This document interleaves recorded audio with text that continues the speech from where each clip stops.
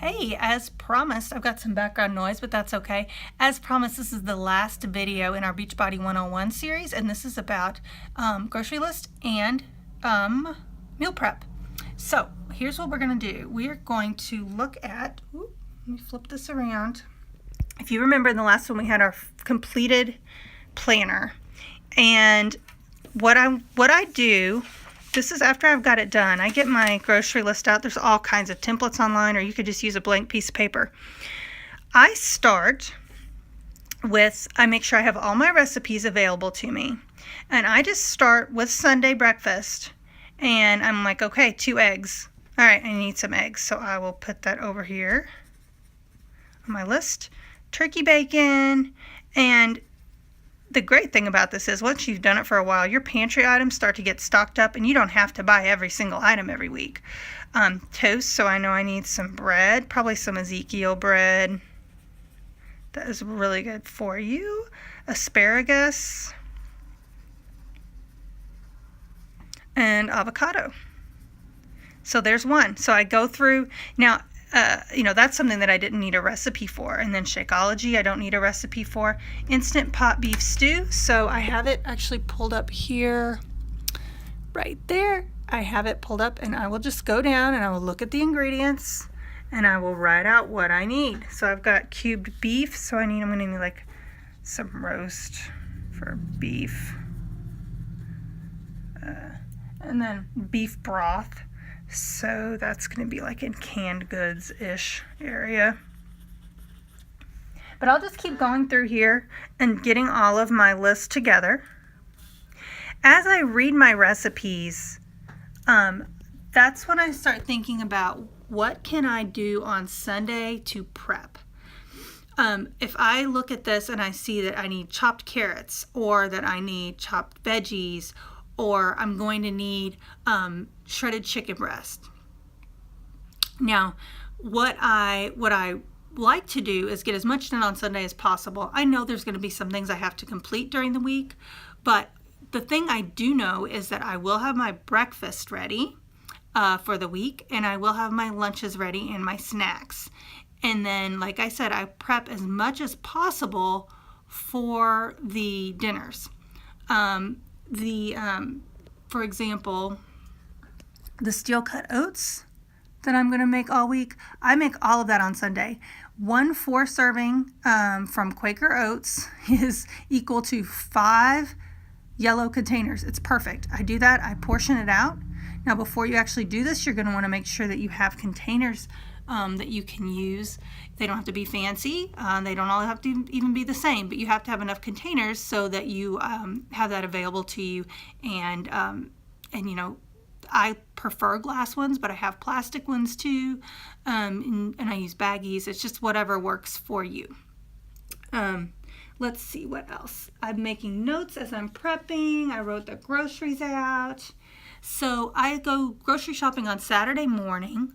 And then on Sunday morning, I, after breakfast is made and everything is kind of put in order for Sunday, then that is when we start our meal prep. And we, like I said, I get my breakfast and my dinner and my snacks in order. But usually the first thing I do is start on my Sunday dinner, because a lot of times that's like a crock pot type of meal. So I get that going, and then I work on the lunch and the breakfast. It usually takes I'm going to be honest, probably 2 hours to get everything put together. But just think how much time that saves you during the week and the night before getting your lunches together. It's such a great time saver. So a little investment on the weekend means that your week, which is super hectic and busy, gets to be much easier, and you're making nutritional choices. Now, when you go to the grocery store, make sure that you stick to your list. You made this list for a reason, okay? Don't start going through these middle aisles and seeing the chips and the chocolate. You've got to stick to your list. And as you know, we do have an 80-20 rule. You can get treats and you can look forward to those, but make sure that they're not in a place where it's tempting to you. If you know you're going out for dinner, then make that your treat and look forward to it. Plan your night like I did on Friday, dinner out. I'm going to have a glass of wine. I know that I'll probably have an extra carb because that is what I love. That's me more than sweets. But, if you want to get a small milkshake or something like that, that's when you do it and you don't feel guilty about it because you've done the plan the rest of the week and you know that you're doing the right thing for your body and your nutrition. I think that's all I have for that. Yeah? Oh, here's the other thing. When you are doing your grocery list, make sure in the recipes you're checking the serving sizes. If you're doing something where you need leftovers, make sure that you are doubling, or if you're doing something that's for 4 and you're just making it for you for one night, make sure you pay attention to the serving sizes. That is a big, they're going to make a big difference on your grocery list. I also get asked quite a bit about the grocery store. Oh my gosh, I'm going to be spending so much more because I'm getting all these fresh foods. Fresh foods individually can cost more, but when you have a grocery list and you stick to that list and you have the plan, that investment that you're making, honestly, I don't think we've spent that much more, if not less, at the grocery store lately, because when I go there, I know what I'm getting and I'm not just guessing and just buying a bunch of stuff.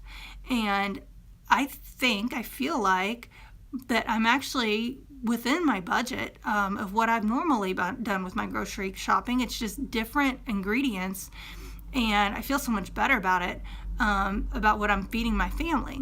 So, if you are super budget conscious, what you can do before you even start looking at your recipes is, look at the grocery ads for the week, see what kind of protein, see what kind of meats are on sale, and then do your search for recipes that match that. Maybe you want to buy ground turkey in bulk and have turkey meals all week long, or have ground chicken or chicken breast or chicken thighs or whatever. Just, you can do little budget helping things like that to get the most out of sales that grocery stores have. So if that's part of your effort, make sure that you do that first before you just go to the grocery store blindly without knowing where the sales are. So this is actually the last in my series on meal prepping. I know I talked fast, but hopefully, you got some really good tips. But the best tip is, if you have any questions, you ask your coach. That's why we're here, and we're here to help you. And you can do this. Like I keep saying, you have to make it work for you, and you have to figure out what plan works for you. And I know you can do it. That's why we're here. That's why the coaches are here for you. So just reach out when you need us. I'm already proud of you. You've gotten through this series, and you're taking the next step for your health. And I can't wait to see where you go on this journey. And thank you for letting me come along with you.